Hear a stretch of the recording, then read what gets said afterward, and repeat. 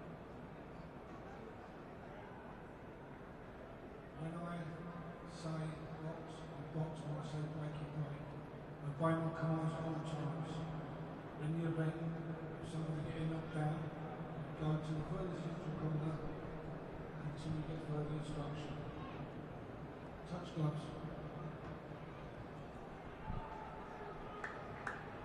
All right, so here we are, heavyweights in action. Ituama against McKean and Doug. Let's see what all the hype is about. I'm excited to see him. I don't think I've ever seen a guy sit down while he's being announced.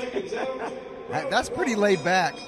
But his walk-in music was kind of like in that vibe. Now it's time to switch on.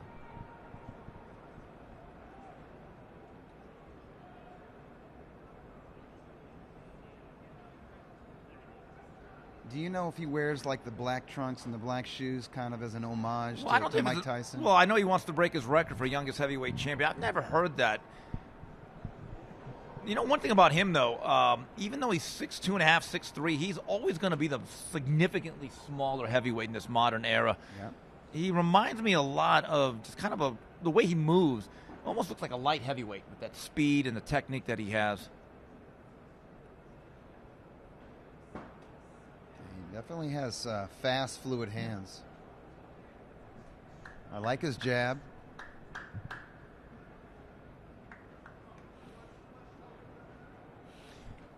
You know, talk about paying homage. The guy that he actually patterns himself after and has been influenced by is once Prince Nassim Hamed. Really? Yes. He's definitely more of an orthodox southpaw than Hamed was. Hamed had his own style. Oh! And that looked like an overhand left right on the back of the head or side of it of McKean, and McKean's equilibrium seems very disturbed at this point. Hamed had bone-crunching power, and it looks like Moses can crack as well.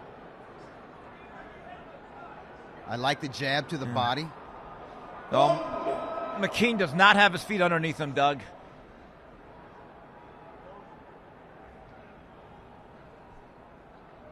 Oh, Yeah, another straight left. Straight left. I think it's over. That might be it. That landed flush. That's it. It's done, yeah. The corner No, knows. they're already stopping it. Corner knows. All right. Well, Quickie knockout. all right. I like it. Let's move the show along, man. So is he your prospect of the year for Ring Magazine? Let's get right to it. I don't know. He's in the running. He's like top 3 candidates, I think. Who are the other ones? There's Abdullah Mason. Love Even though Abdullah. he was dropped in his last fight, he's fought a lot this year, and he's looked dynamic. There's a couple guys from Cuba. John Orobio. Okay. There's a guy. Have you heard of him? I haven't seen him yet, to be honest with you. He's good. He's good. I don't know. Maybe those are the top 3. I think Itauma, given the fact he's a heavyweight, comes from a country that is boxing crazed. He looks to be the next guy. You look at the lineage of British heavyweights, and some will argue Lennox Lewis was not really a British prospect, but he was British. He was born in England. Right. It's just that he grew up in Canada. Right. And he represented Canada at the Olympics. Jamaican, too. So. Yeah, Jamaican roots, yeah. Then you obviously have Tyson Fury, Anthony Joshua. Yeah. He seems to be next in that lineage. He really has even the a guys lot of who tools. aren't that accomplished, they're still very popular. They do good business, like Dillian White and Derek Chisora. They have their fans. They can fill arenas up. We see this a lot in America, Doug. A lot of And these. he's with like the grand old man of British boxing promotion, Frank Warren. Frank is as sharp as ever. That one wasn't necessarily the cleanest shot. It's really the second knockdown. That was right on the button. But you know what right it on the shows? back He of the head. commits to that punch, though. That doesn't remind me of Nassim Hamed. That reminds me of Manny Pacquiao and how he was all in on that left of his. Manny's left a little bit straighter, of course. And that one right there. That was flush. That was over. Square shot right But there. he was looking for it. That was the shot he was looking for. His ability, Doug, to move in and out with Feint. quickness is rare for a heavyweight. He With feints power. and- on the outside. Jab to the chest. Oh. Overhand left, right on the jaw. And Dempsey Keane is completely discombobulated. The legs are gone. He's falling over. Bang, right there, right on What the a button. But, Doug, we've seen this a lot in America. A lot of these big, strong, good-looking athletes come from other sports, and they can do everything athletically except fight. Right. This guy is a natural boxer. Yeah. I don't hear about him. I don't think where he grew up there was basketball or football. Yeah. And you can see he's a natural fighter with power in both hands. Yeah, and it's not just that he's got fast hands and power. There's a fluidity to his movements, and he works it in very well with his feints. Yeah, keep this in mind. He's 19 years old. Now, how fast? Now, here's the thing. Frank Warren knows how to develop a fighter. He does. How fast do you move him? That's the question at this point. I keep the development going all next year. Yeah. Yeah, I mean, you can put him in there with tests, but I don't try to go for a title. I don't disagree. Yeah, I kind of, it's a nice goal to have, but it's okay if you go for the title when you're 22. That's how old Cassius Clay was when he fought for the title. Well, there's an old saying. This is not a sprint, it is a marathon. Yeah, absolutely. Now, he needs quality rounds. Yeah. Tyson was the youngest champ ever, but don't forget that year, like we noted earlier, 13 times, and there were 2 10-rounders. Yeah. So he needs those 10-rounders. Ladies and gentlemen, here is the official time. 1 minute 57 seconds of round number 1.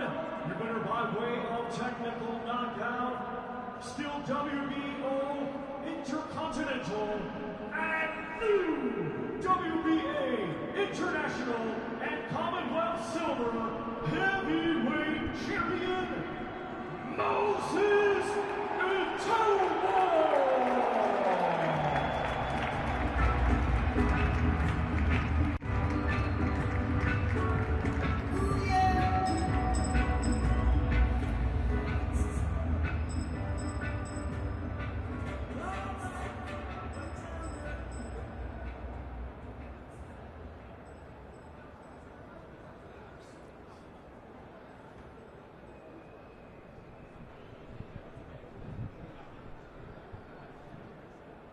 Slight delay in the interview. Yeah, but everyone makes sure that their organization's belt is is framed up very nicely on Itauma. Yeah.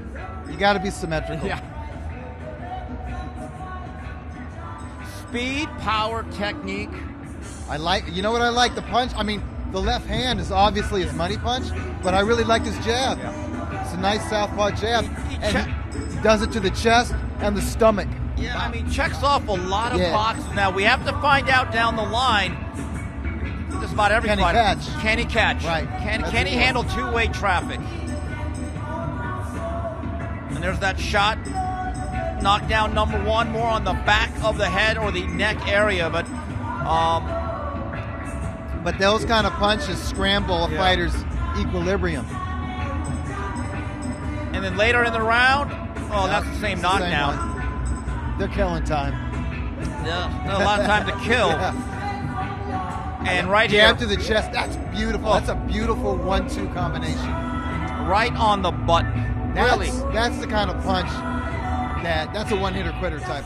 And he's the type of southpaw. He's much more Michael Moore than Chris Bird Oh, yeah. at the heavyweight level. There's a high ceiling for that guy. It looks like he's absolutely going places.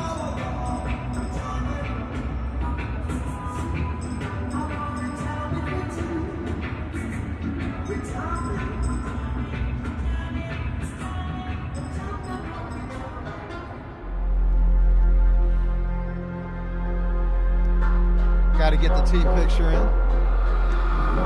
Fighters have big teams these days. Yeah, they do. It used to be just like a trainer. Yeah, everyone. The trainer was the team. Yeah, everyone's like MC Hammer nowadays with that entourage. It's growing.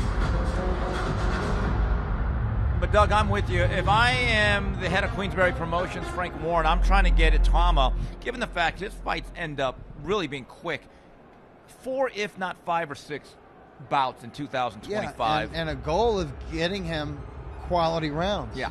He's going to need his own version of Quick Tillis. That's what he needs. Someone that's going to muck it up, someone that's going to get him past rounds 5 or 6. Somebody's going to hit you back. Yeah. Quick Tillis won rounds in that fight. It was a close fight. Tyson had that highlight reel knockdown, but Tyson, he caught the jab. He got some body shots. I still remember. I remember reading about, it might have been Jose Torres's Fire and Fear or whatever the name of that unauthorized biography of Tyson was. And Tyson saying that the next day he could barely sit up because of his the pain in his rib cage and his stomach. I'm surprised they didn't interview him. Yeah, they were about to. They had Ale at least. I saw Ade, Yeah, and then all of a sudden they're like, no, speaking of Tyson, I remember he burst onto the scene in '86 with that one round, like a 1 minute blowout of Marvis Frazier. Oh, yep. God. I remember that. That's the fight that caught my attention of Mike Tyson, and I didn't see it, and I didn't see replays about it. I read about it in either Ring Magazine or Boxing Illustrated. I think it was Ring, one of the boxing magazines. And I was like, oh. It was right about that time, or maybe sooner, Tyson made his first appearance on Sports Illustrated, and the caption was Kid Dynamite. And you kind of knew, like, this guy might be going places. Yeah. And I think he was 19 at that time, too, when he was on that cover. All right, so we don't have a bout sheet or official running order. We are assuming the main event is next, and I think there's going to be some time to kill here. That's kind of been the pattern of these shows. Oh, yeah. But certainly, again, a statement made by Moses Itauma, who has given notice, I believe, to the rest of the division. If not now, I will be a force to be reckoned with soon. Absolutely. Thing is everybody's going to be watching him now. Yeah. His stature surely rose in 2024. Well, you know, the reality is, though, when you're that impressive, though, and this is becoming more and more, I don't want to say a problem, but a reality of modern-day boxing, if you look so impressive as a prospect, the journeymen start to overprice themselves. It actually becomes much more difficult to find opponents. And I guess the main event is next. We do see Tyson Fury getting laced up there by Sugar Hill in his locker room. So I do believe the main event is next. But regardless, keep watching the Ring Watch Along. Steve Kim, Doug Fisher, a.k.a. The Next Round 2.0. How many episodes did we do of that? We did a few hundred. By the way, Fury's trunks are way high. What? Wow. They are up to his nipple. Yeah. All right. Wait a minute. Hold on. We got a special guest now, though. Wait a minute. Yeah, he's going to go back down and sit in his good seat. Who's this party guy? Look at this guy. Look at him. Hold on. Go. All right, never mind. You know what? Mario's going to do it his way. Look at this guy. Hold on. Guys, this is live TV.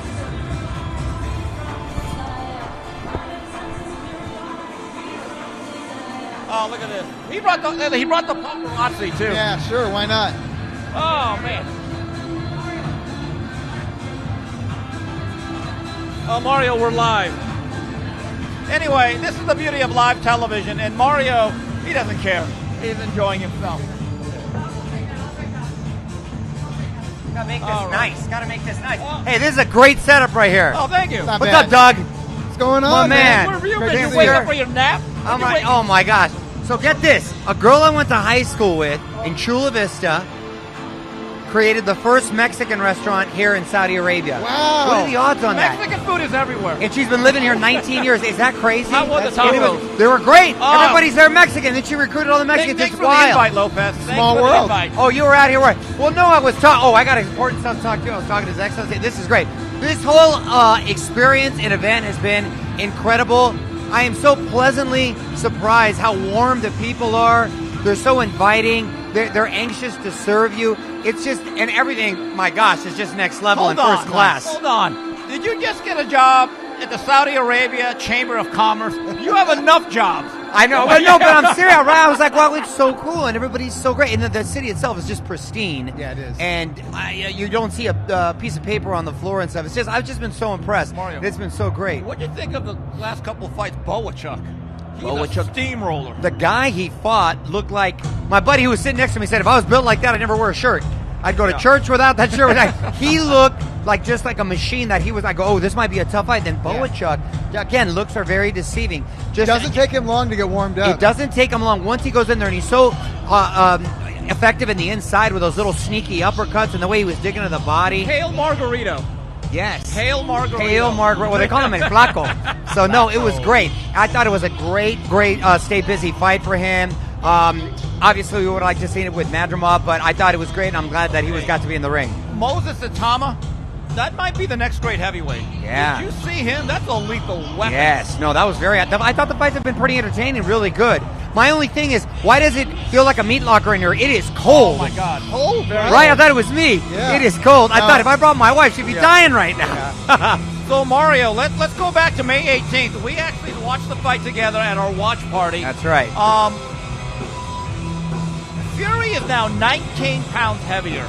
Yeah, listen, there's a 50-pound difference. I think it's by design. He came in a little heavier, if you remember, a lot heavier, I should say, when he fought Wilder the second time. And he was able to impose his weight, his will. He fought off his front foot, and very effective. And obviously we saw what happened there. I don't know if that's necessarily going to be the case here, but I think he is going to have a different approach. I think he took it very seriously. I think we're going to see a much more aggressive Tyson Fury, but at the same time, Usyk's a guy that just figures out ways on how to win, and he himself has been very intense and very well-prepared and focused. I think the weight and the aggressive tactics worked with Deontay Wilder, because Deontay Wilder is a tall puncher who wants to engage, and he had those he's got those legs that are like chopsticks. Right, exactly.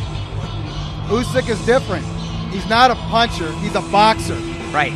The boxer who's very versatile, and I believe when Anthony Joshua fought him the first time, he was shocked at that engine and how strong Usyk was down the stretch.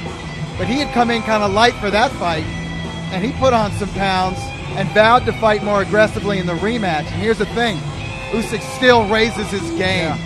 I think we're going to see the same thing Mario, tonight. We just saw Fury getting laced up in the locker room. His trunks are up to his chest. Oh, come on. Let's hope they address that. I watched the fight earlier this afternoon, the first one. I'm just telling you, what is not talked about enough. I thought Usyk's straight lefts to the body really opened up things over the top. And you know what I remember from that fight is Usyk made a wonderful adjustment and showed just how truly tough he is in his grit. Because remember when Fury caught him with that big uppercut? I thought that was going to be the beginning of the end. But, man, the way he was able to adjust and turn things around was really impressive. The psychological advantage that Fury is going to have to overcome. He didn't just lose the rematch as the bigger man. He got hurt. See, that's the thing. I think Usyk now, he's not a great heavyweight puncher, but 6 fights in, he's a legitimate heavyweight now. I don't think he's just as light punching cruiserweight at this stage. Right, absolutely. Look, I think he's filled out nicely into the heavyweight division. Same dimensions as Muhammad Ali, coincidentally, and they're born on the same day. There's a lot of era. I learned that from the magazine there. Yeah. And I'm a huge fan. To me, pound for pound, number one, clear-cut favorite. Wouldn't you say? Yeah, it's kind of hard to argue According to Ring Magazine, he is. Yeah, I mean, that's what I said. According to my eyes, that seems to be the case. His argument is very simple. Nobody gives up 4 inches and 50 pounds every fight. You're exactly right. Nobody clears out divisions, too. Yeah. The way he does. So, no, I'm excited, man. I'm excited. I'm curious to see, and I'm not trying to be funny, the cold here, how it's going to play a factor. Sometimes that plays a little bit of a factor. I'm getting a cramp just walking around. Hey, that's one thing, Bohachuk. I noticed Bohachuk's walk to the ring. He had sweat. Yeah. So they were smart. They got warmed up in the dressing room. Right. You have to. No, exactly. Got to raise that body temperature before you get in that ring. Hey, guys, talking about some of the stuff that happened last week, Doug and I discussed it earlier. Mario, you were out on business. How stunned were you that Munguia got knocked out by a guy with 4 punches? I was really stunned. Well, look, at the same time, he fought a guy who was 25-0. I know he only had 4 knockouts, but he didn't come all the way from France to Tijuana to just lay down. He was a serious guy. I don't care who your competition is. That's still 25 people that you've beaten right there. So he wasn't by far a chump. He looked quick to the punch. He was tagging him with that right hand all night. Had his hands a little low, and he pivoted to a perfect angle. But because Munguia had hurt him, what was it, in the first round? Knocked him down in round 2. Yeah, in the second round, I thought, okay, he's going to start chopping around. It wasn't like he was necessarily fighting poorly. He just made a bad mistake. got caught. I was just surprised because the guy's not known to be heavy-handed. That he, upset of the year, wouldn't you say? Yeah, by far. And Doug, we didn't talk about this. Raul Curiel and Alexis Rocha, they put on a hell of a fight. Oh, yeah. That was like a throwback. That was like no world title on the line. Right.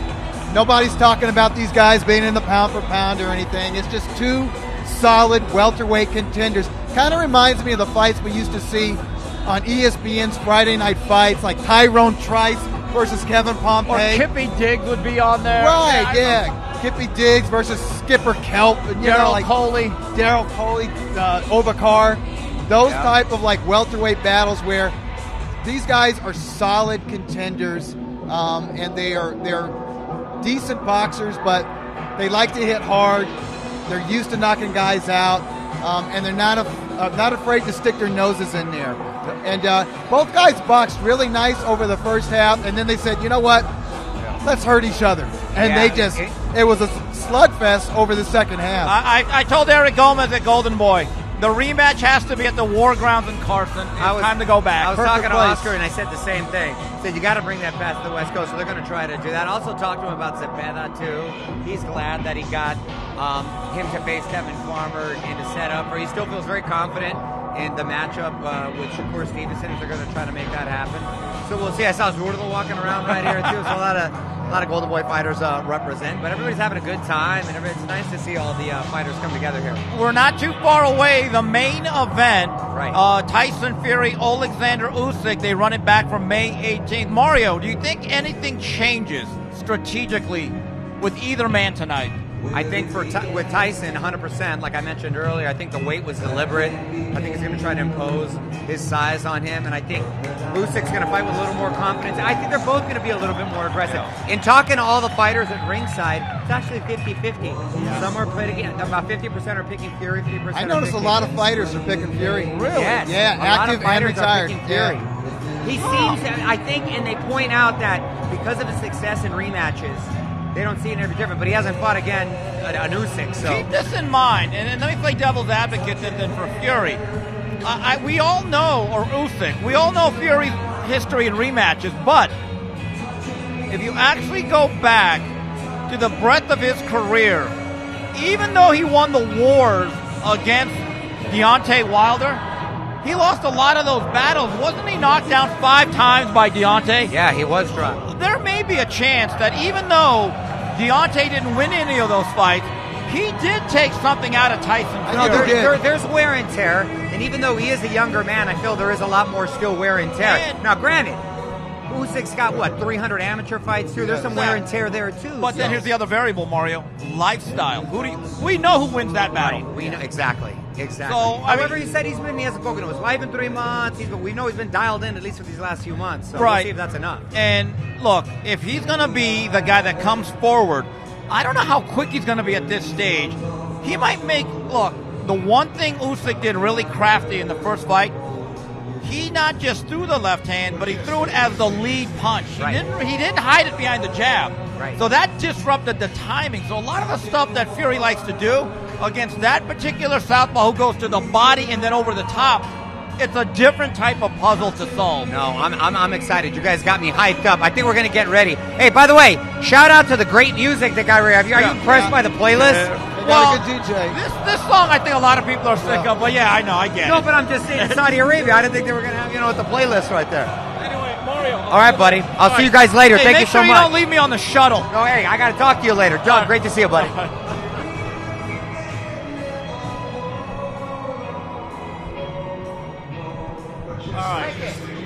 So this, it's dark in here. By the way, we're still on air, but, we delivered. Our graphics said with Mario Lopez. Well, God dog it, you got Mario Lopez. Yes, we did.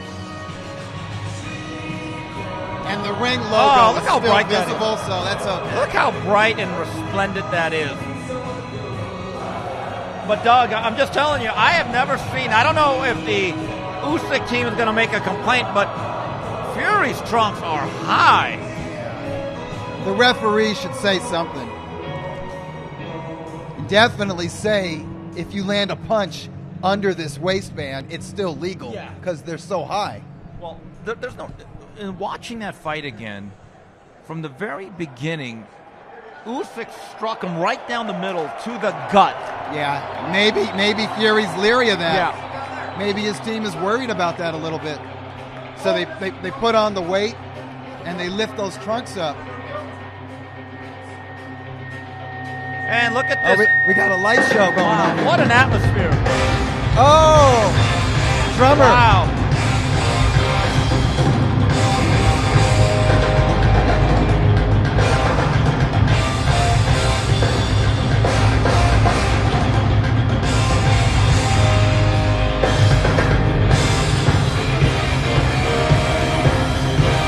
What an atmosphere here at Kingdom Arena.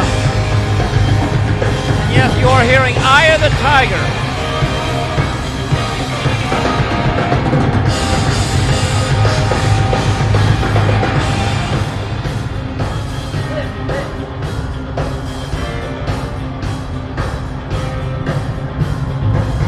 I talked to His Excellency once about long-term goals.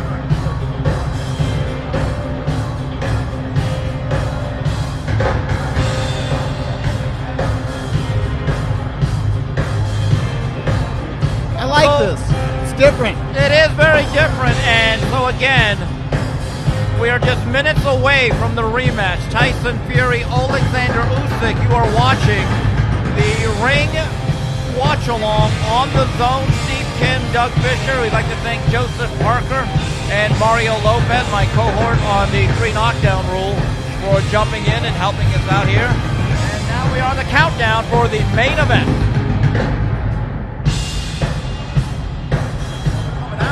All right, looks like both fighters are on the verge of coming out. Hey, the music and the drums are pumping the heavyweights up. Yeah. I like it.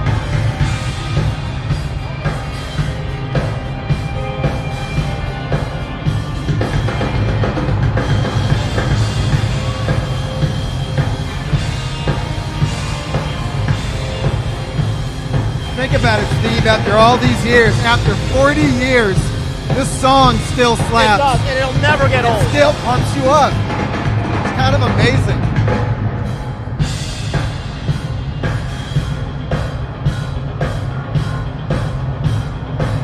Like, I don't even want to talk over it. I just want to go dun, dun, dun, dun. Beavis and Butthead style.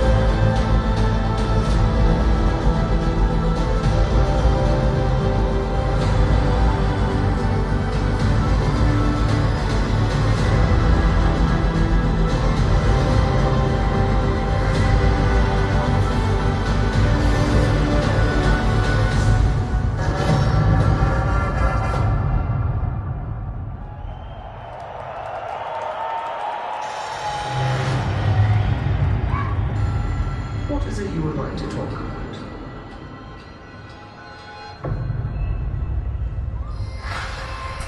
You're awake, Mr. Theory.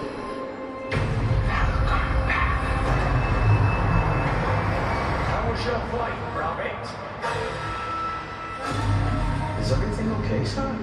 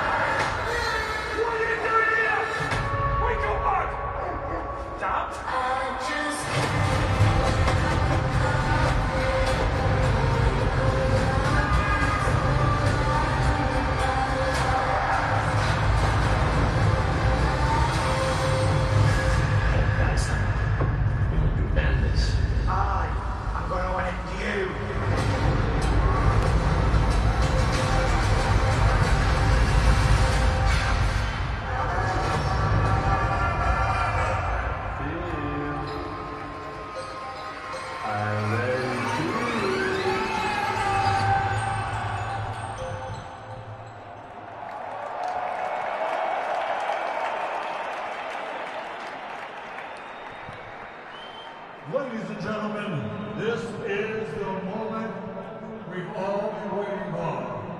Without further ado, let's get this party started!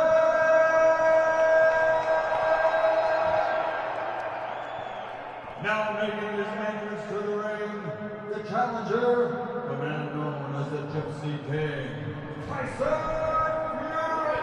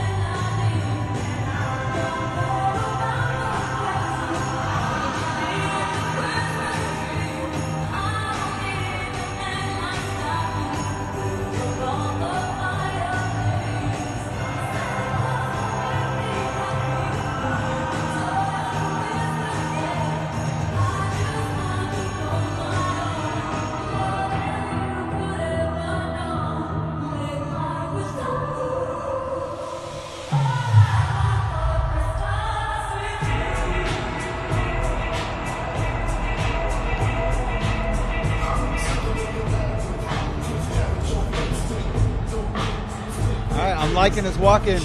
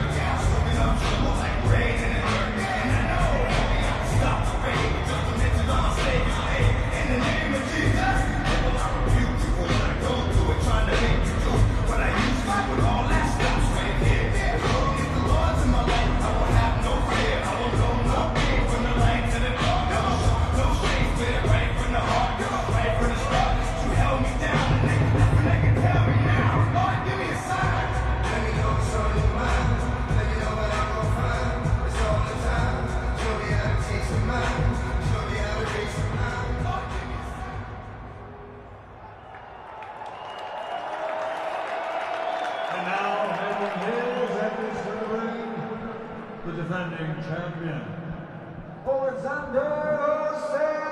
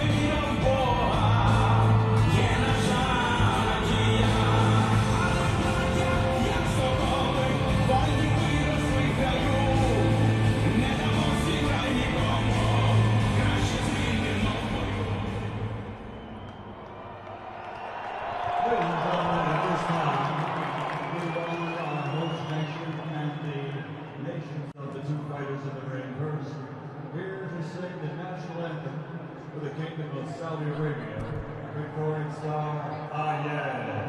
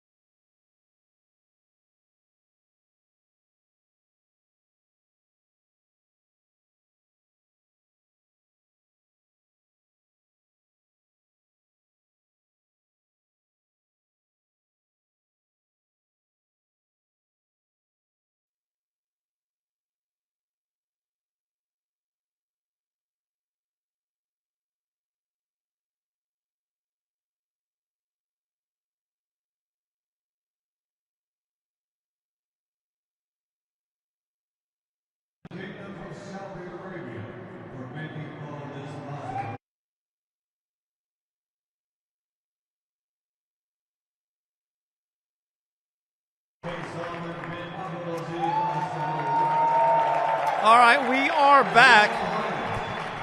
We're going through the final instructions. You're watching the Ring Magazine Watch Along. Steve Kim, Doug Fisher, hold on, because in a few minutes we're going to have the rematch between Alexander Usyk and Tyson Fury for the heavyweight championship of the world. Supervised by the Middle East Professional Boxing Commission, President Jose Mahone. Sanctioned by the WBC, President Mauricio Sula. The WBA, President Gilberto Jesus Mendoza. The WBO, President Gustavo Olivieri. And the IBO, President Ed Levine. At ringside, the three judges scoring will be from Puerto Rico, Gerardo Martinez. From the United States, Patrick Morley. From Panama, Ignacio Lopez. And inside the ring, in charge of the action at the bell, World Championship veteran referee from Puerto Rico, Roberto Ramirez. And now, the officials are in place, and they are ready. The fighters are in the ring, and they are ready. For the thousands in attendance and the millions watching around the world for Riyadh season, from the Kingdom of Saudi Arabia, ladies and gentlemen, let's get ready to rumble!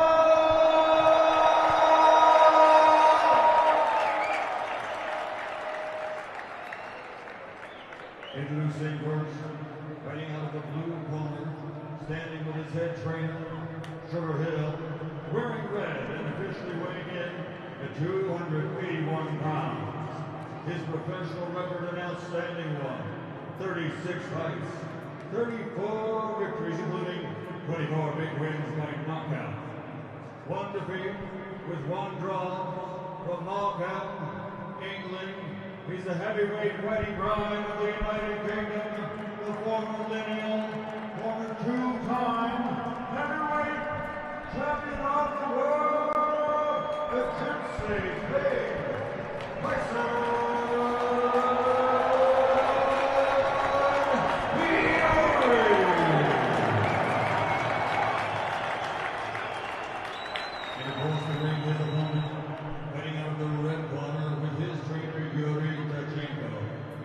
Wearing purple, official weight 226 pounds. Since capturing Olympic gold, he now has a perfect professional record consisting of 22 fights, 22 victories, including 14 wins by knockout, fighting out of and representing Ukraine, the former undisputed cruiserweight world champion, now the reigning, defending, undefeated, universally recognized heavyweight champion of the world, Alexander Usyk.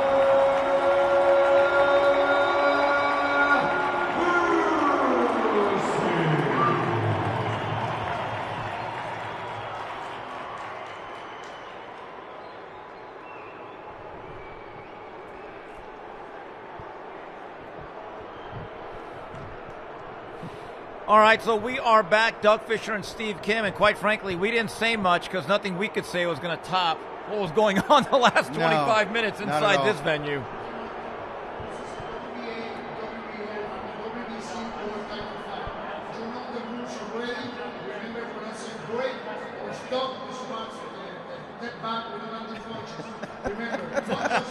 Facial expressions, especially Fury.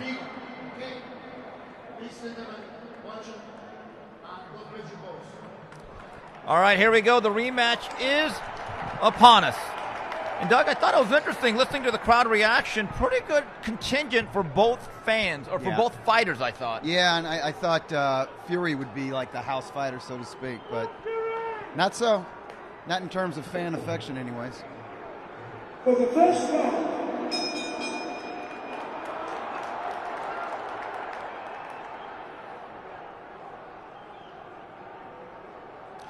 And Doug, it looks immediately like those trunks have come down just a little bit for Tyson Fury. People were making note of it, like Stephen Breadman Edwards on Twitter. I'm glad he pointed that out.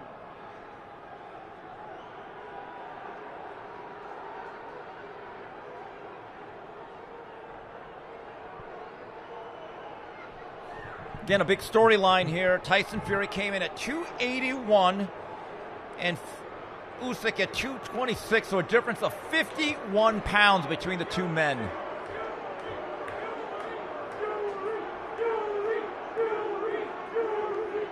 Honestly, Fury looks heavier than 280. Yeah, and remember, that is the weigh-in weight, and that's a full day.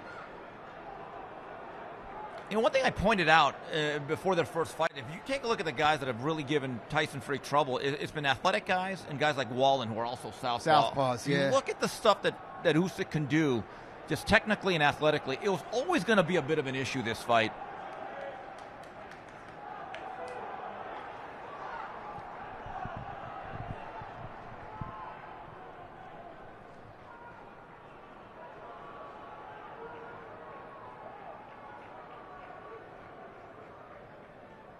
Just a battle of finding range and establishing the jab. Neither man has really been able to do it.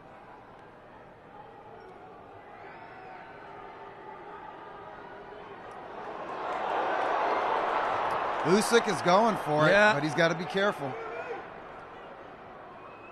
I like his movement. He's trying to find the right angle to dart in there and land some hard lefts. And you get the feeling Fury's just got that right hand cocked and ready to either hit him with an uppercut or right to the body. He just tried one right there.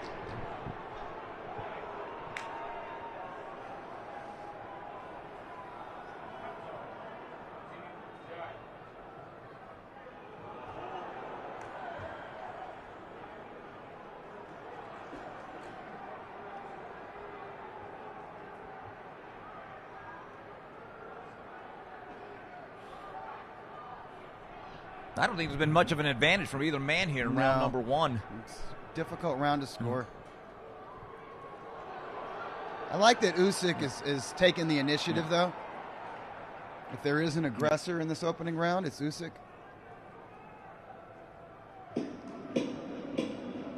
Or he's taking more chances.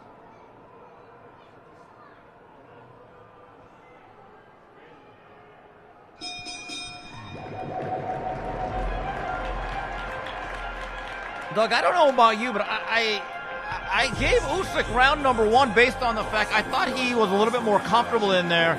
And if there is someone that landed a hard punch, I get the sense, and again, we're not ringside. We have to be honest about this.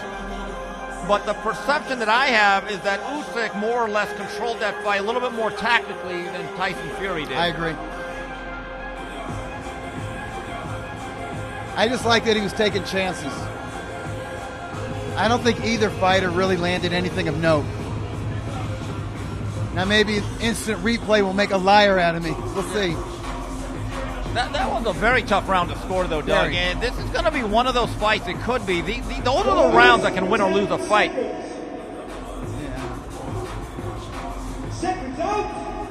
Nothing clean. Usyk knocked off balance a little bit.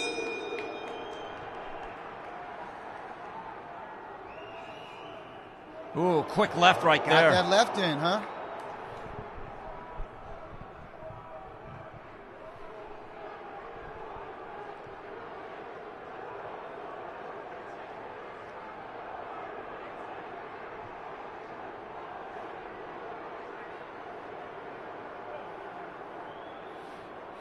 The one thing that Usyk does that is always going to trouble Fury is just that frenetic movement. Yeah. The constant feints, upper body movement. He's got good head movement, and he's never really in one spot for more than a couple seconds. Yeah. Most fighters have to have their feet set before they let their hands go.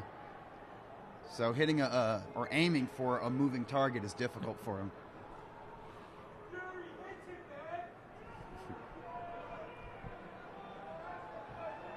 Yeah, people expected Fury to come storming out of the opening round. It has not happened. Because of that size. It's not really how Fury operates. Even in that Wilder rematch, he kind of warmed up to the onslaught. That was a good left hand there by Usyk, right to the gut. That was a trademark punch on May 18th. Yeah.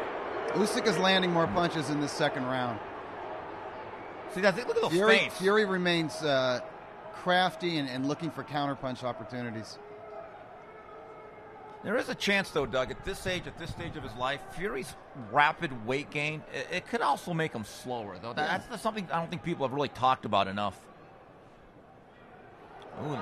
And I wonder if the extra weight is affecting his balance. We'll find out shortly because Usyk he's pulling the trigger on that left. He already looks like he's in a pretty good groove here in round number 2. I like the jab to the body, just touching him. But I also like that Usyk is just constantly stepping to his right.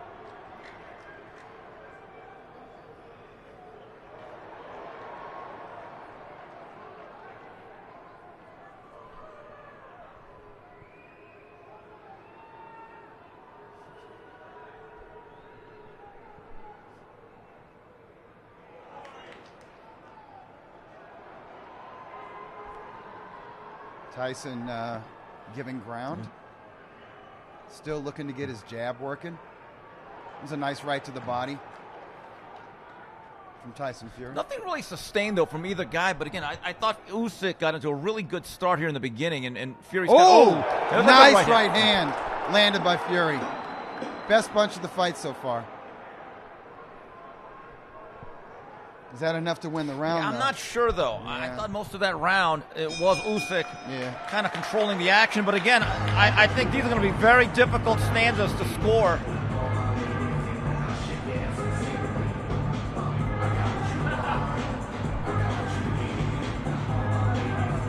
Well, if we expected that blazing, physical, aggressive onslaught from Tyson Fury, quite frankly, it has not been apparent through 6 minutes.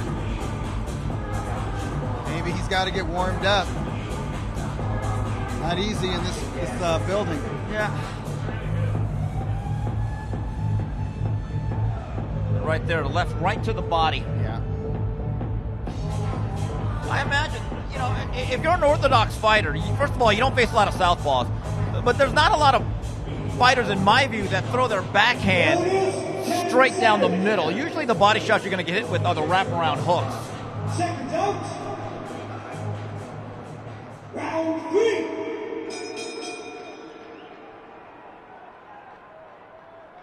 I've got the first 2 rounds. Yeah, for I Usyk, have it 20-18 Usyk.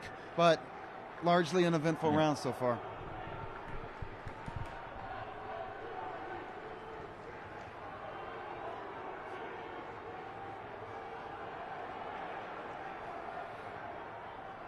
Ooh, that was a good left hand over the top by Usyk. One thing Fury has not been able to do yet, and again, we're still early on, is really lean on Usyk and really enforce that size advantage that he has. Not going to be as easy to lean on Usyk as it was Deontay Wilder.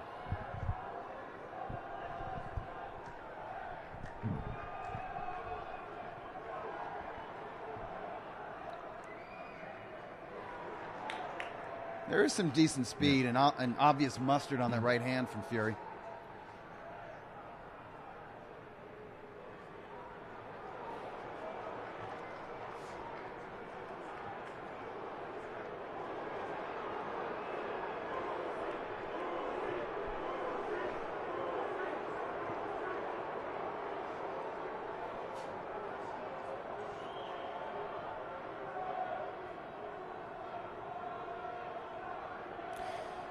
This early part of the tactical fight. I mean, Doug, the early part of this fight does kind of look like the first fight, though. Because I remember the first 3-4 rounds, it did seem like Usyk was the more comfortable guy in there. If you go back, it was rounds 5, 6, and 7 where Fury really had his biggest moments of the fight. Yeah, Fury was doing a lot of hot dogging and showboating in the first 2 rounds.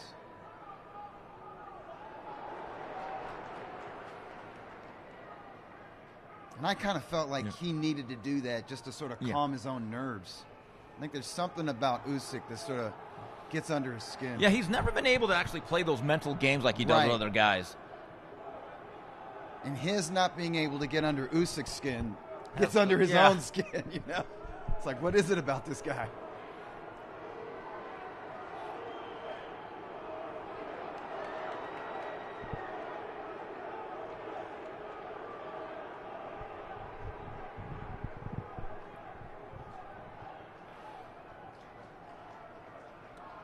Usyk is consistently just touching the body with straight lefts, also jabbing to the body. Yeah, and you just get the sense that whole time it is about going over the top. Yeah. With a big one. He's lowering that guard. And Fury's been doing a good job of keeping his right hand up. Was that a hook that Fury landed? Good punch, but too little, too late to win this round. Most of the work, again, this seems repetitive. I do think Usyk has been the more consistent fighter in there through the first 9 minutes.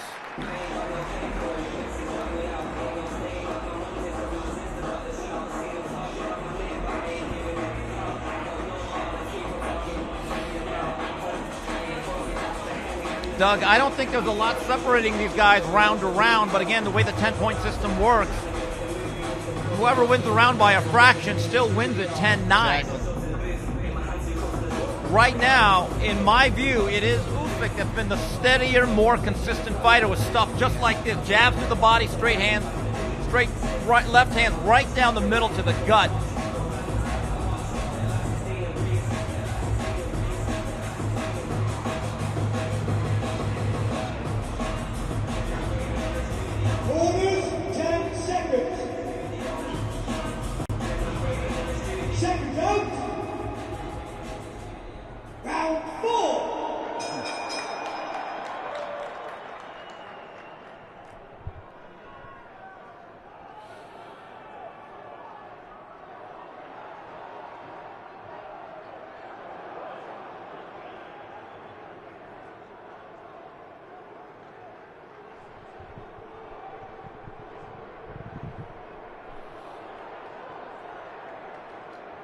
Usyk is just so elusive, though. I don't think Fury has ever really gotten a bead on just how tricky Usyk is and how slippery he is.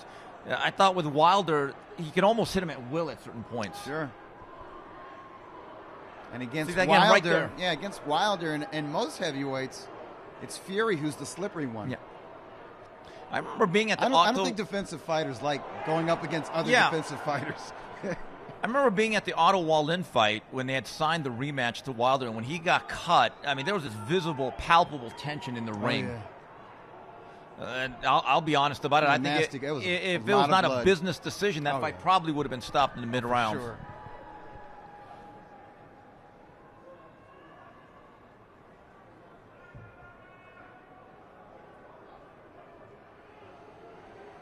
Look at that up and down movement of Usyk. I mean, it's just so difficult to really. It's hard to time and counter him. Yes. It's hard to anticipate. Oh, got that left hand in. Usyk seems to be boxing. Another left hand over the top.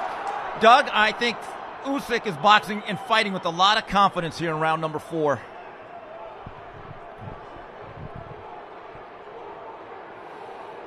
And throughout the arena, you hear it, the Usyk chants coming in loudly, reverberating throughout this Kingdom Arena. I like hearing the support for him. Yeah. He deserves it. This is a guy who most of his career has not been able to fight at home. Yeah. So he deserves to have a crowd somewhere. He deserves a cheering section for sure. Well, that was a nice good right hand by Fury. Yeah. Fury trying to energize himself. Fury just missed a big right hand there.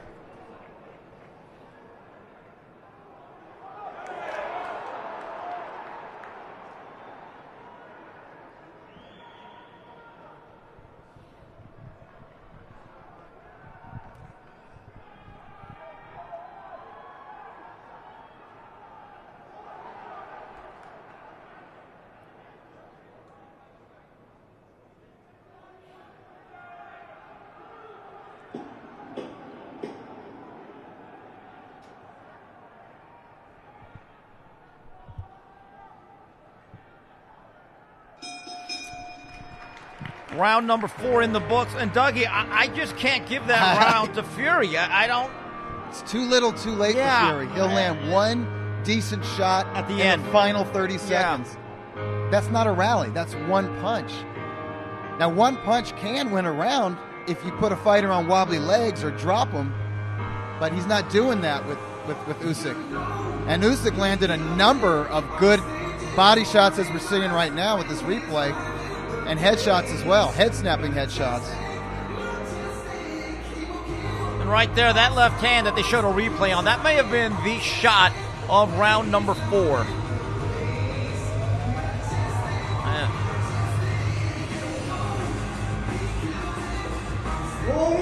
10 seconds. Yeah, I've got it 40-36. Yeah, You? so do I. Yeah. I know there's going to be some fans upset at us, but again, we can only judge by what we Should take see. a peek at X and see how boxing social media is scoring this. I don't always agree with Yeah. Social media. Oh, if they disagree, they're going to let us know, Doug. Don't Yeah. worry about that.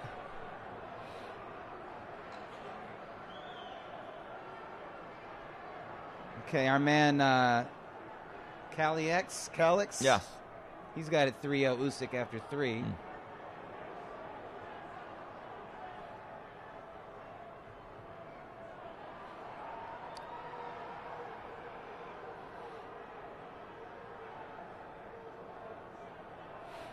Yeah, there's people who had after 3 rounds anyways. So we Fury are in up. the consensus. Yeah. Okay. Well, no, Matthew Aguilar has Fury up 2-1 after Okay. 3. Oh, good uppercut. That's the best shot there. That he ran him into that one. Fury landed the uppercut? Yeah. All right, so. In the first fight, this is when Fury came Yeah. on. I think it takes a while for that big body to Yeah. warm up. He's not what I'd traditionally But call I a see, quick like, on his starter. back now, it's like his back is glistening a little bit, so his muscles are hot.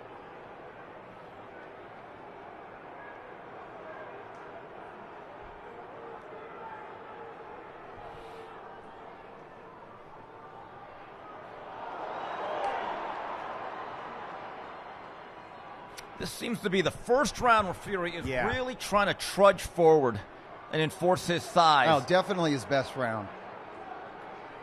He's the aggressor now. He's not following Usyk. He's walking him down. And there we go. Nice right uppercut to the chest. So this is playing out just like their first encounter, Doug. Very familiar At least pattern. on our scorecards. Early success by Usyk, and Yeah. then in the middle rounds, will we see that rally from Tyson Fury?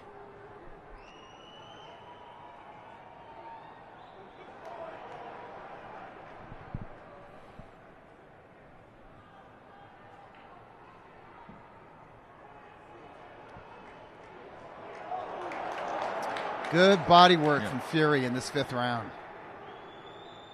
Usyk answering back, of course.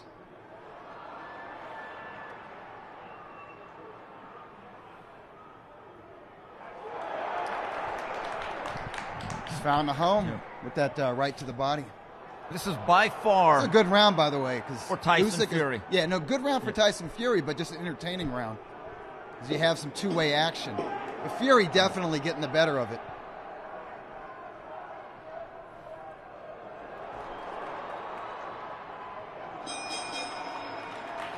That's the first round that I've given Tyson Fury. Same.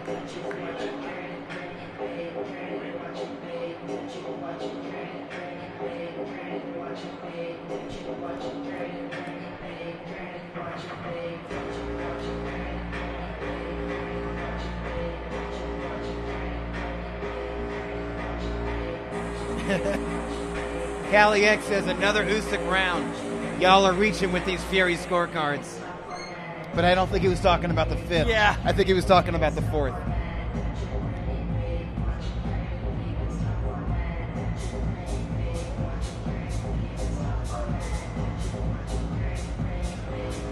Now, the feed that we're seeing on our monitors, we're not seeing AI scoring. Yeah, we're but not. everybody at home is seeing AI scoring. There's There's Oscar De La Hoya. Yeah. Getting into it. See, Holly dressed smart for this arena, man. She's nice and cozy. Yeah. Got the fur hat I on. need that fur hat.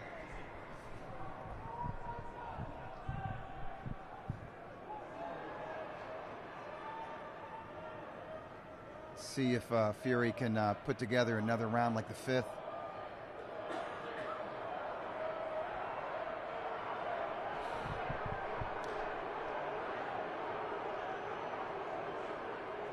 I think it's absolutely key, Doug. Fury's got to capitalize on that and create some momentum.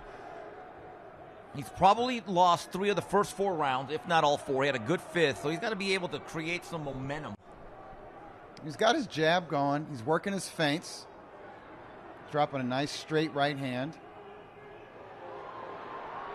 But the thing about Usyk, he always answers back. Yeah. He's pesky. Yeah. That's the best way to put it. Pesky and persistent.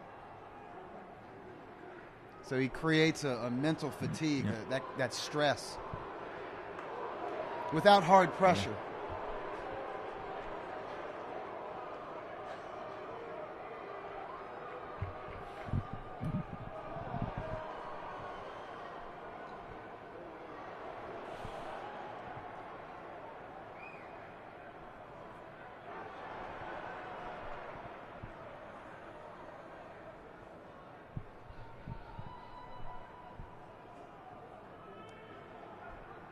They're just going tit for tat right now. Nice jab to the body from Usyk.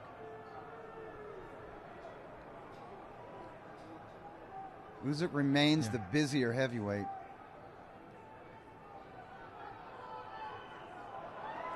Fury might be landing harder single shots. He might be, but, he has not really... Not in this round. Oh, there's a good combination there by Usyk. Usyk has kind of regained the momentum here, although still a lot of time left here. 1 minute left here in round number 6. He's really good about not letting fighters take the momentum. And keep it. And keep it. You can take it for a round, and then he comes right back.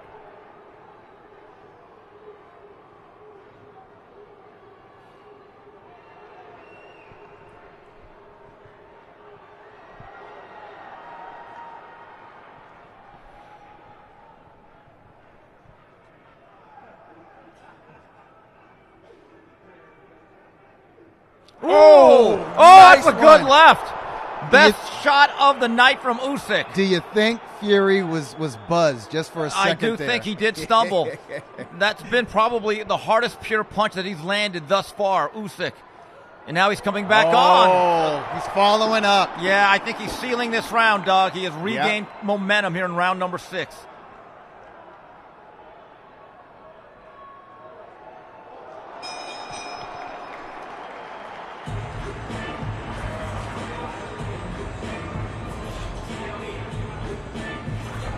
Doug, even before that great ending, the last 20 seconds, I thought for 2 minutes and 40 seconds, Usyk was outworking him, out-busying him, and being a little bit more effective. That was the exclamation point. Fury took his foot off the gas pedal. He won round 5 because he actually let his hands go. And he walked Usyk down. He stopped doing that in round 6. And I wonder at this size, man, replay, that was a nice left hand. Doug, and Fury kind of lunges forward like he momentarily lost his legs. Yeah, I mean, Doug, all those left hands aimed right to the gut, and one shoots right over the top.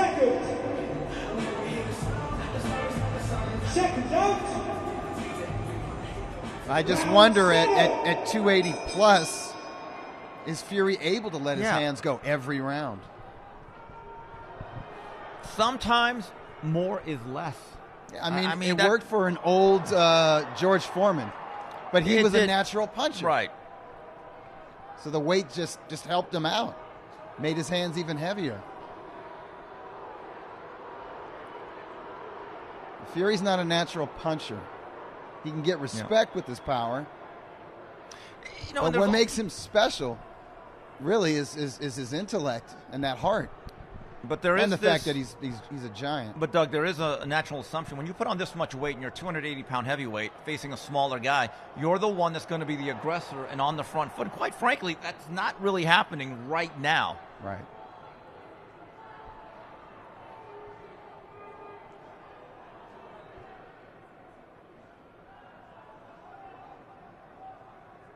I can see Fury struggling to get into a rhythm. Trying to get some bounce in those legs. Usyk's upper body movement is a rhythm breaker, though. It really is.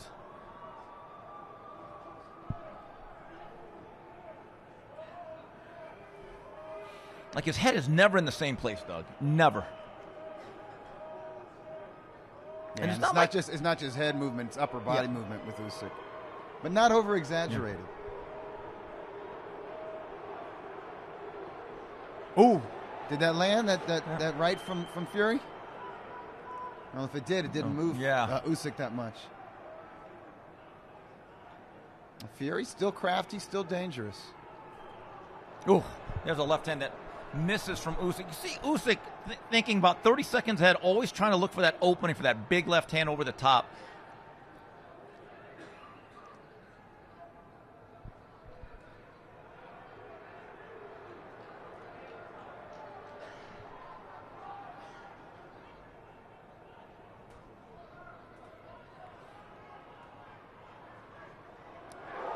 Again, left hand over the top. I think that was partially blocked.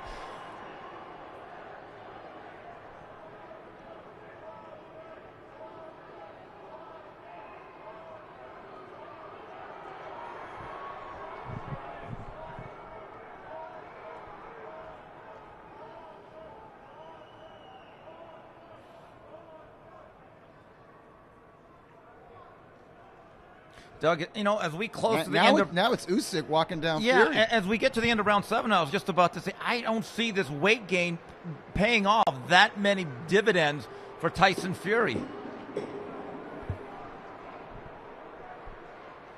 Just missed the left.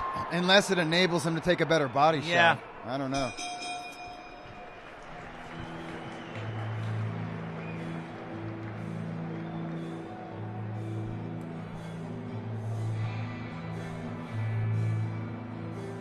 Doug, try to get the consensus on what is going on Twitter. We all have a different vantage point of this fight. Okay, Cliff Rolled says Fury was having arguably his best round across either fight in the 5th, and with it, but in the 5th and win. But Usyk responded well in the last 30 seconds or so to make a point. 3-2 Tyson Fury. So Cliff Rolled has Tyson Fury up, but that's after 5. Okay. Not after 6. He has it 3-2. Sorry, I had trouble reading that. Round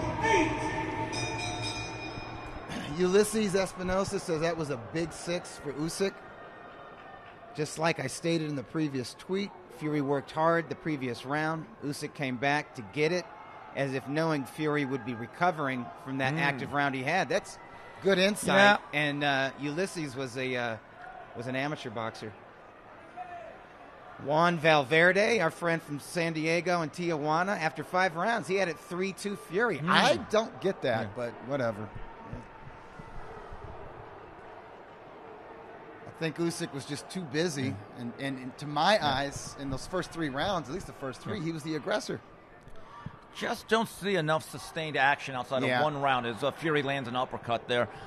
Has never been able to be consistently effective against this guy who really does present like this puzzle that's difficult to solve with that upper body movement and those quick punches, and he's also very pesky in there.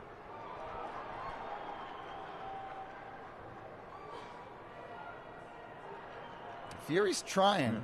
He's trying to get some offense going, but he's also getting moved around, which is bizarre, given that he's got 15 pounds on him. Well, that is leverage, Sorry, though. 50. I mean, it's hard to get underneath Usyk at that size, though, and they bump heads at that point. Yeah. So an accidental clash of heads with about a minute and a half left in round number 8. I don't see any blood.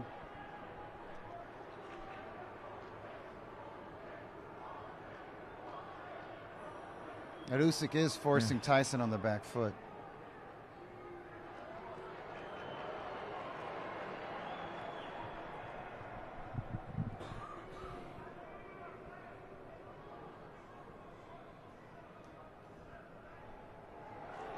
See, again, left to the body, left to the head, and he tries to go right over the top, though.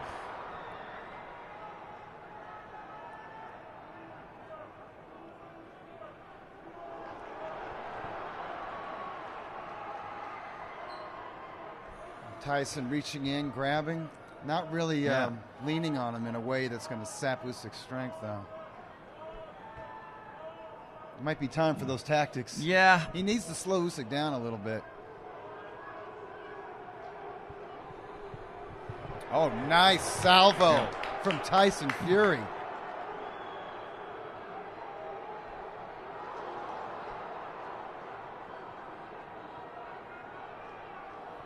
Fury needs another one or two, 3-punch combinations like that. This is going to be a tough round to score. They've both had some moments here. Yeah.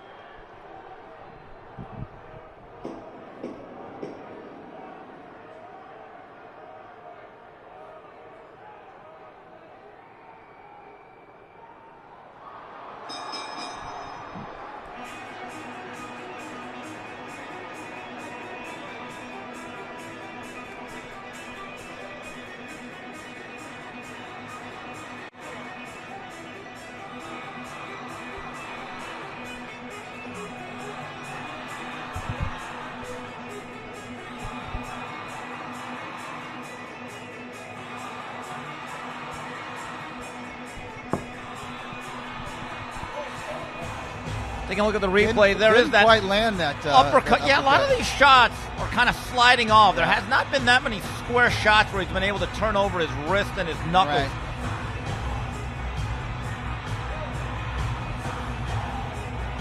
And that was his best moment in round 8.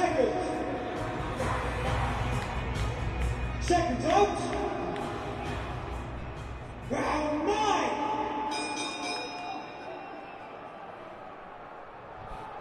Doug, I have it 78-74 for Alexander Usyk. I don't know who agrees with me, but again, that's just the way I see it.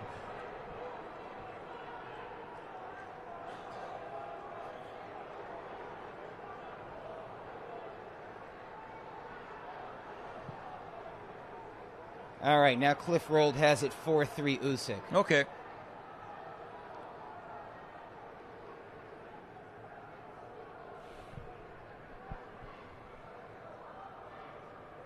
Cali X says Usyk is now the live betting favorite, minus 170. So that is telling. The live betting will tell you a lot about how a fight is going on. Our man Ellie Sekback says round 7 all Usyk. Well, 5-2 Usyk. Ellie's not exactly president of that fan club of the Gypsy King. Oh, that's true. I forgot about that. Our man Michael Montero has it 5-3 Usyk after 8. All right. Good body shots by Fury. Fury needs to do more of that.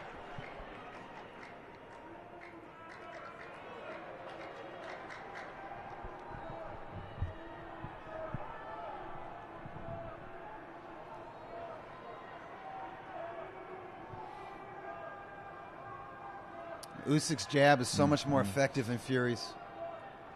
To the body and the head. Fury just a big target.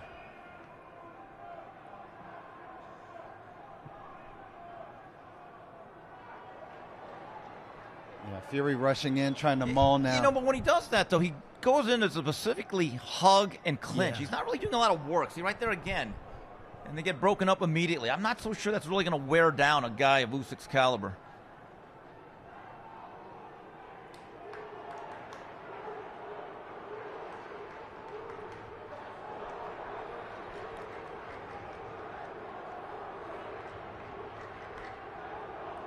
Fury still trying to have that bounce. Still trying to get that bounce. Get into some kind of rhythm. Ooh, nice body shots back up to the head. The sharper punches, Doug, don't you think are with Usyk? Yeah, that was a 4-punch combination. 2 to the body, 2 to the head. And those are the kind of combinations that will wear Tyson Fury down.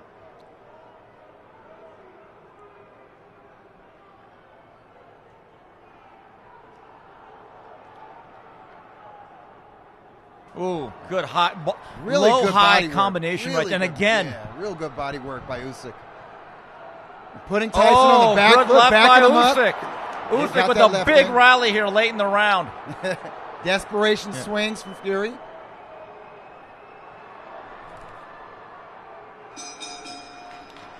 Now that's a Fury round. I'm sorry, Usyk round. Yeah. Doug, in the 9th, I thought coming into the last, let's say 30 to 45 seconds, it could have gone either way. I don't think Usyk stole the round. I think he definitively took it. Yeah. That was his round. Just a more consistent puncher. Just landed so much. Equal parts body and head. A little bit low there by Tyson Fury with that right. Let's see. Right on the belt line. Well, that's exactly the same type of punch that Dubois landed, Yeah. and he'll argue that he should have been heavyweight champion then. Right.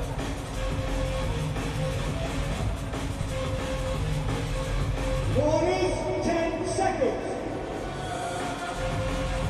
Seconds out. Round 10. You know, there's Tom Loeffler sitting right behind the great Roberto Duran. Good seats for Tom.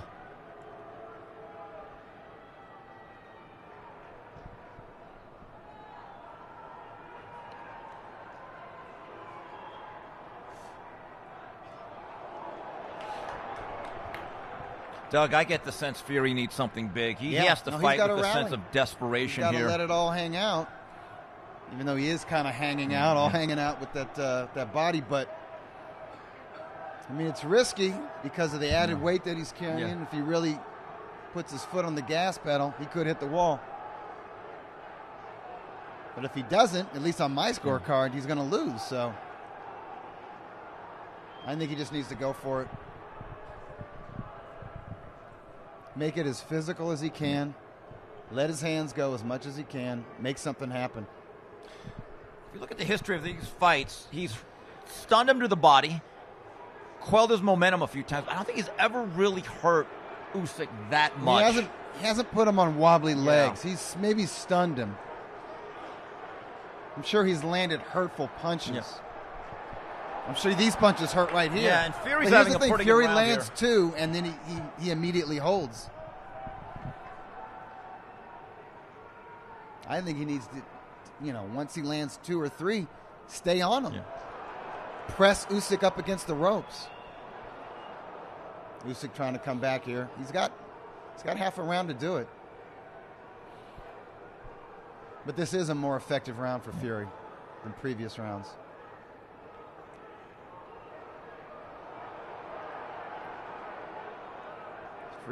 Fury almost throwing arm punches there. There has not been a lot of snap or torque on the shots of Fury for the most part tonight. It's still a 281 He's pound had some nice, man. crisp, straight rights, but that was in the first half of the bout.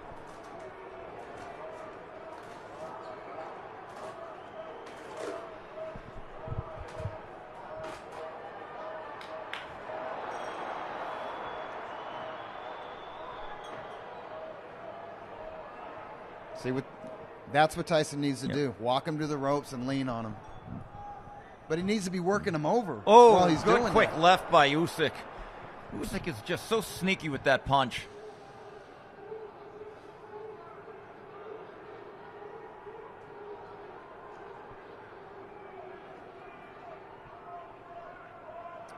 Nice 1-2 to the body from Usyk.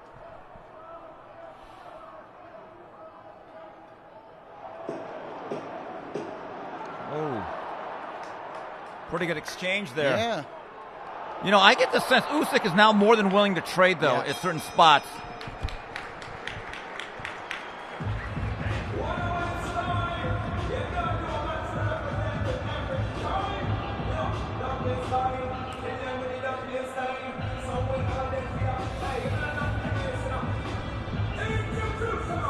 I scored round 10 for Usyk. I thought it was competitive. I gave that to Fury, but again, I wouldn't put my life on it. No problem. But I still get the sense it is that man right there that needs something big over the next 6 minutes. I make note. Close.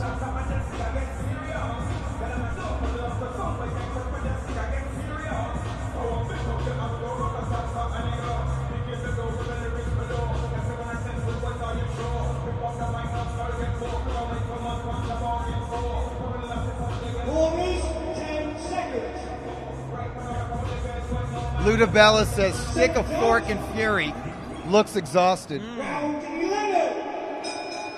All right, let's see who has the stronger finishing kick here.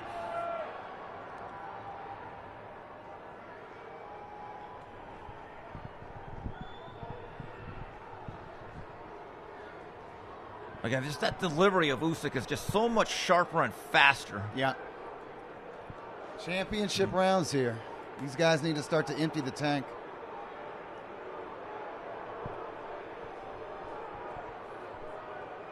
Neither man can assume he's ahead. Even though I think Usyk feels he's ahead. Yeah. But he's got to realize, Fury's still the house fighter here. He's the he favorite really is. son, He's the more popular fighter.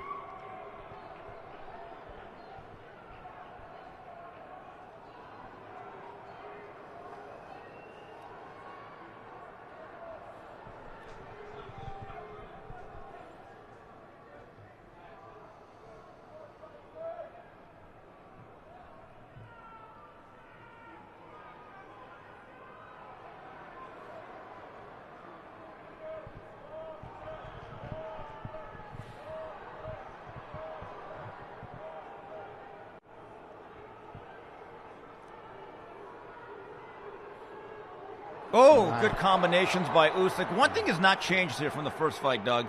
Most of the times it is Fury backing up on his back foot.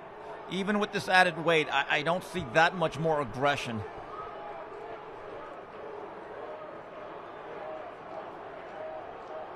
Oh, ran him into a right hook and a left hand there. Yeah, nice quick shots from Usyk. Oh, good left there by Usyk. Yeah, backs Fury to the ropes.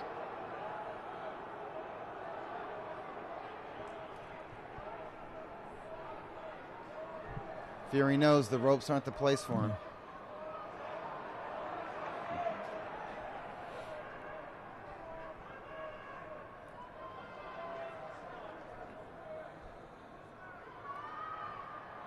Oh, quick combination by Usyk. Head twisting. Again, hand speed, quickness, and just being compact off the trigger. It's been a huge advantage, Doug, throughout the night. Oh, and he runs him into another left. This has been a big round for Usyk. Yeah, Usyk consistently beating Tyson to the punch. Also been more accurate, Doug. Yeah.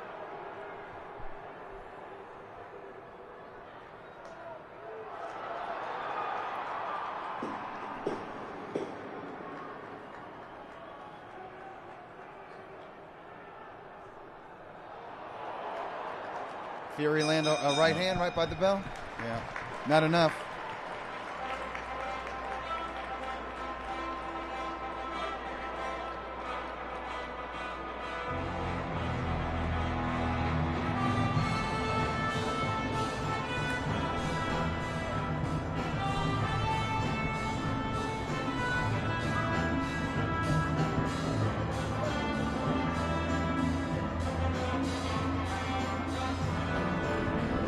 Michael Montero says Fury needs a knockdown, if not a knockout, in these late rounds to win this. Usyk clearly ahead here. I agree. Oh. Ulysses pointed out, huge 10th round for Usyk. So we're not completely crazy, Doug. No, we're not. Jamel Herring, and he knows boxing. Yeah. He has Usyk up. But he says it could be even going into the 11th. I don't see it that close. Here we go, 3 minutes to go on Doug Fisher and I scorecard. Tyson Fury needs something dramatic to be able to win this fight. Gail Falkenthal had it 7-2 for Usyk after 9. Okay. Hello to Gail out there. Yeah.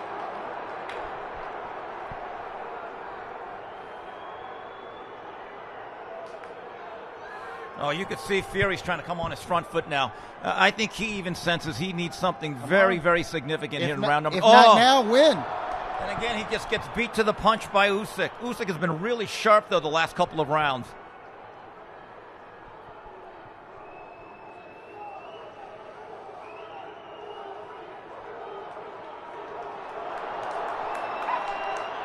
Doug, every time Fury lands something, something comes back 2-1. Yeah. In Usyk's favor. Or 3-1. Yeah.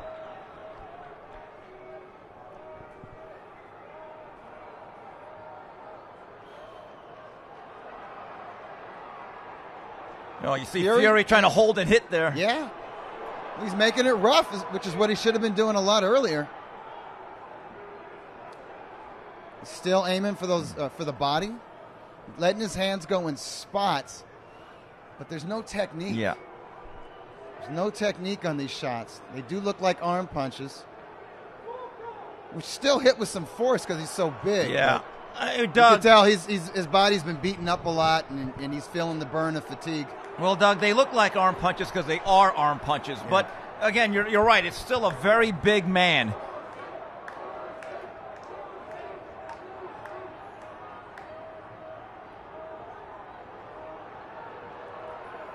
Fury getting a little sloppy here. Usyk staying nice and tight, nice and controlled. Good left by Usyk. Good straight shots right down the middle. You could almost see Fury just grinding away to punch. Like, he has to really give it his all. While, I'm just telling you, Usyk has a much more natural, quicker delivery. The punches are flowing.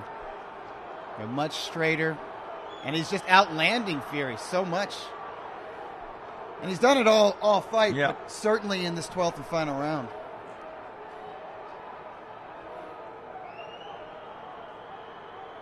See, Fury is hugging on Usyk here, not to wear out Usyk. The fight's almost over. He's hugging on Usyk just because he's tired. He's trying to grind away that clock a little bit. Run out the clock. Doesn't look like there's going to be a knockout here. No. I think Usyk's got to know he's got this in the bag.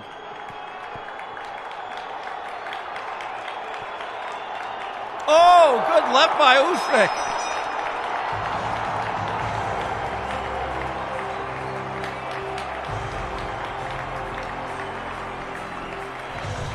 Doug, I have it 117, 110. I got it 118, 110. Yeah, I mean, look, we could be wrong, and our seats are a little bit different, but there seems to be a lot of people on social media agreeing with us.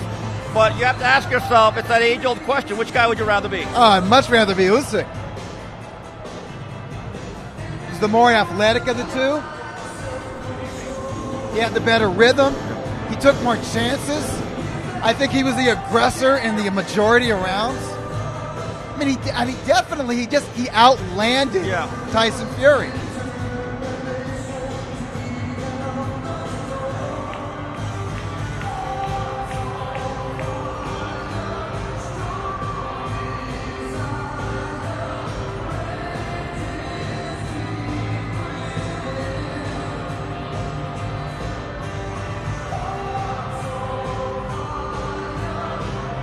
Eddie Hearn had it close.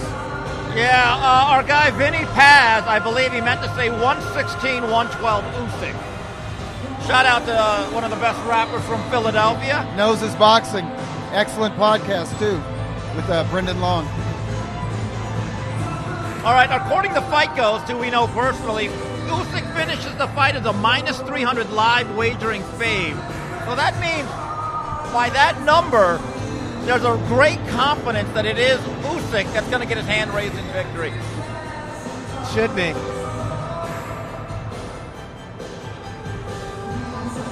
T Street Controversy from Philadelphia, 8-4 Usyk. Some guy named Corey has it a draw.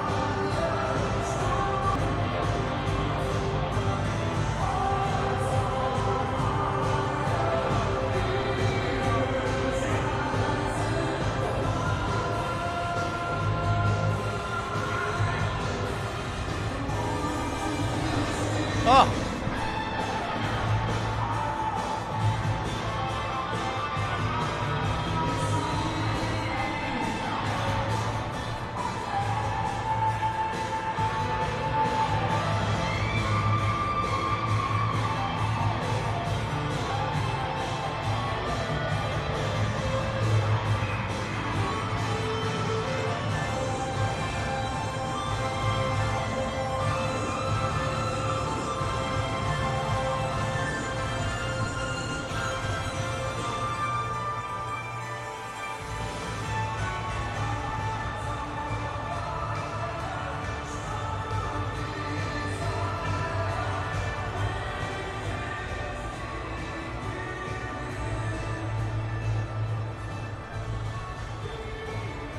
Ladies and gentlemen, after 12 rounds of boxing, we go to the scorecards. Here we go.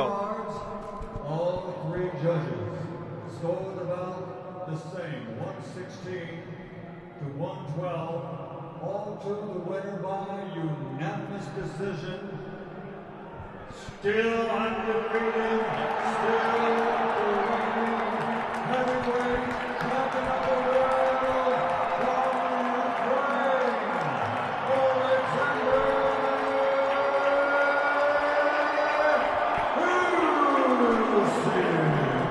right man won. Yeah. I'm okay with 112. I guess. I'm sorry, 116, 112. Yeah, that man's 8'4". I had it 9'3". You had a little bit wider, but I think the consensus is, look, Fury was never able to consistently get off and land leather. That's what the game is about. And the guy who tactically controlled this bout and was the sharper guy throughout offense and defense, I thought it was clear it was Usyk. Usyk was the ring general in this fight. So I don't know how long we're going to stay on the air here. So I really am interested to see what Tyson Fury has to say because, look, he's adamant he won the first fight. You know the way fighters are. Most guys, short of being knocked out, they always think, hey, I did enough. Right. That's part of being a fighter. Right. Do you think he announces his retirement? I mean, look, or he's does done he say, it before. I thought I won the fight? Well, I think he sticks around, personally. They all stick around Yeah. for the most part. I mean, there's good fights for him to have. Yeah, I don't. And Anthony Joshua is number one in that list. And he might have been better off just coming in lighter and being faster. I think so. I thought he was a half beat slow tonight, and certainly not at the equal in terms of the speed and reaction time of an Usyk. Against Usyk, you want to be fast and you want to have an engine. You want the conditioning to let your hands go because you got to keep up with his frenetic pace.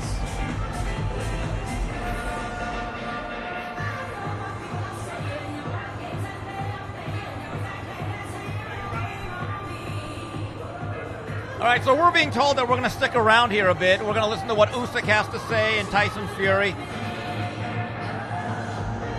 One thing we found out about Usyk, he's got all the intangibles, yes. Toughness, and he's got durability, and the mental fortitude unparalleled. You cannot discourage Alexander Usyk. Yeah. I think that might be his biggest strength, especially in the land of the giants. You know what I thought the difference was tonight, Doug? I don't think that Usyk had the great big moments like he did in the first fight, but he had more consistent ones throughout the 36 minutes. He was the consistent boxer and puncher throughout. All right, we're being told the end is. We want to thank everyone that joined us, whether it was Mario Lopez or Joseph Barker. So on behalf of Doug Fisher, we want to thank everyone that made this show possible. You have been joining the Ring Watch Along on The Zone. Goodbye, everybody.